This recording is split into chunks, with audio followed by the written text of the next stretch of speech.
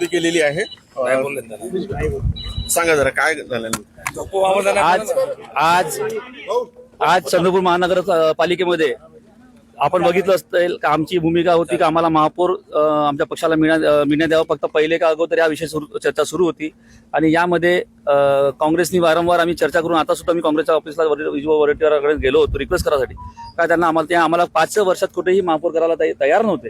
त्याच्या कारणाने आणि विकासाला चालना देण्यासाठी उद्या शहराच्या विकासासाठी आम्हाला भाजपसोबत आम्ही बोलणी केली. म्हणजे आमचा विषय ठरलेला आहे.